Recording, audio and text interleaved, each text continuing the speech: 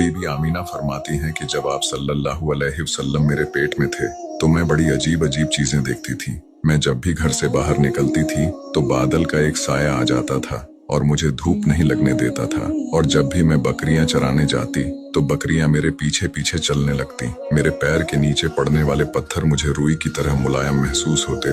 और जब भी मैं कुएं से पानी निकालने जाती तो रास्ते में जितने भी पेड़ होते उनकी टहनियां मेरे सामने झुक जाती और कुएं से पानी अपने आप बाहर आ जाता था और मैं आसानी से पानी भर लेती। जब मैं सोती तो खूबसूरत हूरें मुझे पंखे से हवा देती और रोजाना एक नबी मेरे ख्वाब में मुझे मुबारकबाद देने आते और कहते कि आपको मुबारक हो, आप आखिरी नबी हजरत मोहम्मद सल्लल्लाहु अलैहि वसल्लम की वालिदा हैं। सुभान अल्लाह।